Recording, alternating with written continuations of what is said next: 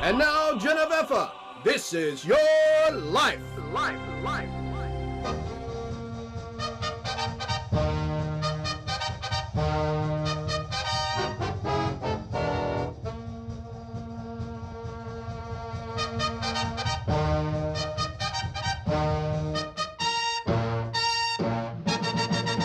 How come you're winking at me? A love that touches us at birth, a love that leads us through tears. It soothes our pain and calms our fears. A hand that is gentle, filled with compassion, arms that can hug away doubt in your heart. She is peace and serenity, and all the good you know. She is mother, she is love. Trials have left her wrinkled and worn, but we see only beauty and youth in her eyes. She has grown and has learned.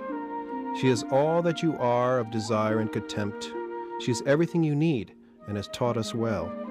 Time and adversity made her wise. She is mother, she is love. We've rejected her and pushed her away. She struggled to understand. She sees what is beautiful in our coming of age. When sentiment allows, we confide our dreams. Without abandon, she sets us free. Unconditional love will always welcome us home. She will wait for us to grow. She is mother, she is patience. Time causes irreversible damage. She will become the child, you the caregiver. You speak softly and hold her hand, a hand that comforted, full of compassion. She leaves you to become all that she was. She was love, she was wisdom, she was patience, she was mother. You are love, you are wisdom, you are patience. Did we get Mom off guard on this one or what? Yeah, I think so. Did we get her off guard? Genevieve Ann Krodik was born to Abraham and Fanny Krodik on February 12, 1924. Genevieve, or Jean, was raised in her grandmother's house on Pleasant Street in Thomaston, Connecticut, with her brother Felix. Eventually, Abraham, Fanny, Felix, and Genevieve moved across the street into their own home. Although economic times were tough, the Krodiks were rich in love and happiness. Her mother Fanny, a very loving and quiet woman, took in boarders to help ends meet, while Abraham, her father, worked at Pluminetwood in Thomaston. Abraham, or Diddy, was a hard worker, and when he wasn't at the factory, loved puttering around in his garden and whittling his own cigarette holders. Diddy was very popular with his friends and very often would play music. It would inspire Mom to dance around the house. Graham and Diddy would also make their own beer and wine in the basement. Two hidden talents of Mom's parents were telling fortunes with cards, and the other making the best homemade pierogies in Thomaston. Music, dancing, pierogies, and beer. No wonder they were so popular.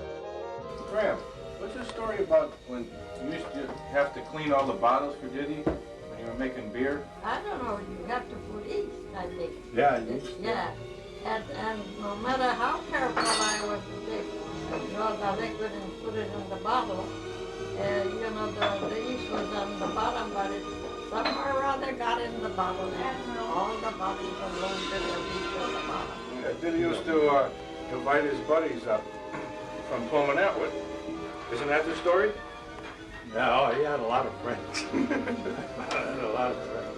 That's one thing you can't say. There was somebody in their house all the time.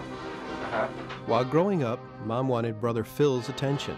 But Phil was older and didn't have much time for her, especially when it came to helping her with her homework. It wasn't long before Jean blossomed into a beautiful young woman.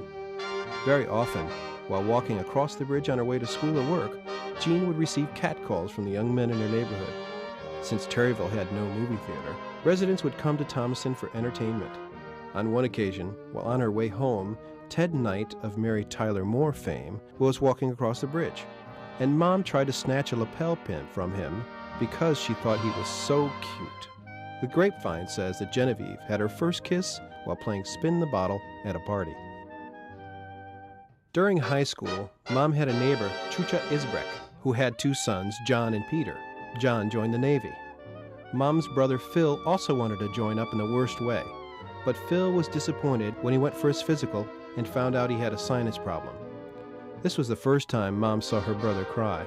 So one day, John Isbrek says to Mom, "When you graduate, I'm going to take you to the prom." John even took leave from the Navy 1 week before the prom was being held. He called upon Genevieve, but Genevieve already had a date. Another romance took place with a young gentleman named Ben Shackler. who was 1 year Mom's junior.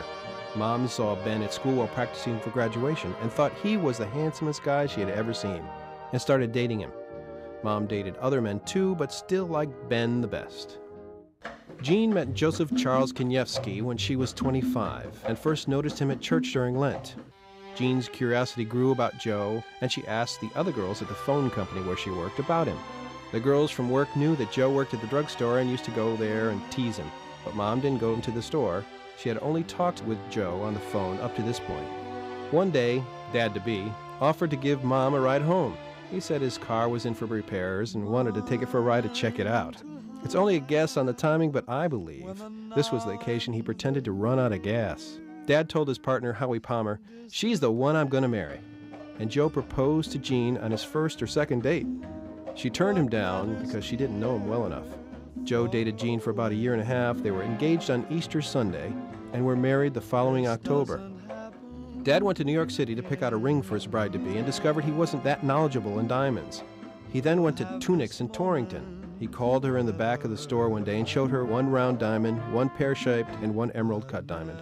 Emerald cut is the one she chose and loves it as much today as the day Dad slipped it on her finger. Married on Monday, always full. Married on Tuesday, married once more. Married on Wednesday, happy match. Married on Thursday, splendid catch. There we go. Yeah. Married on Friday, poorly made it. Married on Saturday, better waited. Jean and Joe's first home was located on Pine Hill Road in Thomaston next to Petruzzi's Market. To completely disrupt their home, John was born on October 25, 1951. Now their patience would be tested. With Joe hard at work, Jean did all she could do to keep ahead of her son, who refused to go to sleep. Mom, I love you very much. There is no one in the world that shows and gives love like a mother. You have certainly shown us throughout our lives the importance of family and being there for one another. On this celebration of your birthday, I'm sure Dad is looking down saying, "I'm sure glad I asked that woman to marry me, and I'm sure glad you did too." You have been the cornerstone of our family and an example for us to follow. Mom, I love you. I'm sorry for the times that I have disappointed you and the times that I've caused you pain. Thank you for all the bandages you put on my wounds throughout my life, both inside and out. It's just too bad we have to wait until we have families of our own to truly appreciate how much love there is in you, my mother. Happy birthday, Mom, and God bless you, and thank you for everything. Little Johnny was such a joy. They decided to create a playmate for him, and Jean Ann was born on February 3rd, 1953. Jeannie had complications with her health and had to be driven to Boston, Massachusetts, where the specialist there, under God's watchful eye, took care of Jeannie and brought her back to health. Hi, Mom. Happy belated birthday. We hope that this surprise party brings you as much joy as we had planning it. It is our way of giving back to you some of the love that you have given to each of us. We wanted to celebrate with you and about you for all you have done for us. What better way to celebrate than eat, drink, dance, and be with the people who have meant the most to us. I want to thank you, Mom, from my heart for the love and care you have given me. From the moment I was born, I needed you, and even into middle age, I need you just as much. You spent hours feeding me as a tiny infant so I could get enough nourishment. Now every Monday and other days in between, you feed Adam, Alicia, and me to make my life easier. And that has been your life, Mom. You've always given to others to make their lives better in some way. Daddy worked hard to give each of us an excellent education. You worked at home to make it a warm, secure, and loving place to be. When I left Nebraska, I stayed with you when times were the hardest, and I added even more stress and joy by adding Adam to your household. And you took care of us until we felt able to start again. And then we came back again, this time 3 of us, for you to care for. And you did it gladly and with love. Now every day you send us off with love and plastic bags full of whatever you have to give. I can never thank you enough for all the love you have shown me in so many ways. but I hope you know how much I love you. Please relax, have another JB, and enjoy this day that is our thank you gift to you. I love you, Mom. Soon it was time to move on, for the family was growing and the house was getting smaller. Another house was purchased by Jean and Joe on 43 Woodruff Avenue. The year is now 1956. Joe's store is growing and Mom has her hands full of commotion with John and Jeannie. And as fast as you can say "Hupai Shupai," put on the kielbasa, Paul is born into the Kaniewski family on July 23, 1956. There's a lot of talented people in this town. There's a great town. I happen to share the stage with a couple of these guys, and I want to thank Gary Swingen, Jim Canute, Paul Alien Bullock, Chris Gary for music, Tropic Survival. Who am I leaving out? My mom, my lovely wife. Thank you very much. We now have 3 children in 1 bedroom. Uncle Scarpy and Auntie Rosina are visiting, and the Ed Sullivan Show is taking place while Jean and Joe try to enjoy their company. How you do it, Mom, is amazing, but she always has time for each of us, and all our needs are taken care of. Summertime was a time for family get-togethers. There is very stiff competition going on between Auntie Ann and Auntie Helen to see who has made the best potato salad. The favorite spots were Misquamicut, Burr Pond, Ocean Beach, Point of Woods, and any relative's house for a great get-together. The kids are growing and keeping Mom on the go. They should have had rollerblades back then. And once again, there is not enough room. Mom and Dad are thinking of moving again. We have that lot next door. Soon Mom and Dad move all the furniture next door to our new home. But it wasn't easy going through the many headaches during construction. But with the grace of God, everything turns out all right. Good evening, boys and girls. This is Grover, here to teach you about near and far. This is near. This is far. Near. Far. Then one evening on January 29, 1965, John, who is away at school, receives a call in his dormitory. He has a new baby sister named Anne Marie.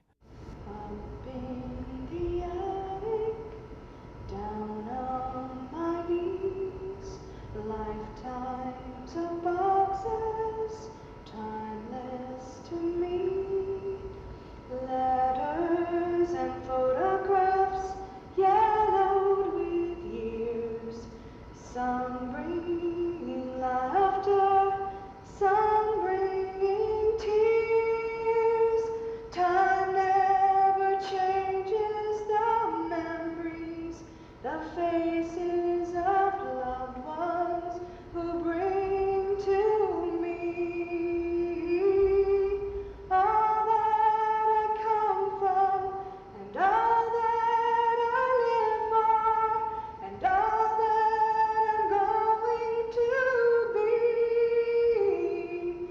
my precious family is more than an heirloom to me. Happy birthday, Mom. Anne doesn't have an easy time either, between braces for her teeth and a long engagement with doctors and braces for her back. Mom has 4 to deal with, but one by one they begin to leave the roost. John is off on his own. Jean's attending the University of Miami for her master's. Paul is also there with a job as a university radio DJ, and Anne-Marie is wondering where everyone has gone. All the children get their relatives together at Burlington Inn in October 1975 to give a 25th anniversary surprise party before Jean and Joe head off for their uneventful cruise on the Norway. All of us are grown now with families of our own. Our mother has put up with a lot from all of us, from the time she had enough and said, "Wait until your father gets home," to the times of tribulation, almost losing Jeannie, John's shenanigans, Paul's surprise when they went to visit him in Florida, and Anne-Marie's difficult years at school. Mom has always been there for us. Mom, we couldn't have asked for a better mother. You were and still are always there for us. You always give us your unconditional love and always make time to listen, whether it's our joys, our hurts, or our confrontations we experienced in life. You are a very caring and loving woman. You have spent your entire life taking care of someone. First, it was your loving husband and 4 children. When Dad was sick, you were always strong for us, kept Dad comfortable, and your love for each other still shines on today. Mom, you took care of Aunt Sylvia when she needed you. When Sandy needs your help, you've always been there. Our grandmother needed someone to organize her life, and you did and still are. You always brought people joy and been a helping hand to everyone's life you touch. You have instilled in us the importance of honesty, religion, education, and love. Thank you for being there for us, and thank you for being our mother. We hope you've enjoyed these Kanieski classic moments. And now for some Kanieski news. A little known fact is the role the Kanieskis played in the space program. Shown here is a spacesuit prototype later used to put a man on the moon. This just in. Scientists has now confirmed that Davy Jones of the former group Monkees was really an alien, proven here by his illegitimate Earth child. This just handed me. When Genevieve said no to sex, Joe got the point. This just in, son Paul was also involved with the space program. Here he is trying to fine-tune a signal from a distant satellite, Galaxy Ann. Back here on Earth, little did Mom know she would become the hottest thing to hit the runway in Paris. Here she is sporting the latest shoulder wear, tidy towel du jour. While we're talking fashions, no man can compete with the debonair wear of Jim Kanieski. And finally, our investigative team has uncovered that aliens trained my brother John how to kiss. Here John is with his personal trainer, and that's the news. Happy birthday, Mom. I love you. We love you. God bless you with many years of happiness, health, and joy. Happy birthday. Well, well, well, look who's here. I haven't seen you in many a year. If I knew you were coming, I'd have baked a cake, baked a cake, baked a cake. If I knew you were coming, I'd have baked a cake. How'd you do, how'd you do, how'd you do? Had you dropped me a letter, I'd have hired a band, grandest band in the land. Had you dropped me a letter, I'd have hired a band and spread the welcome mat for you.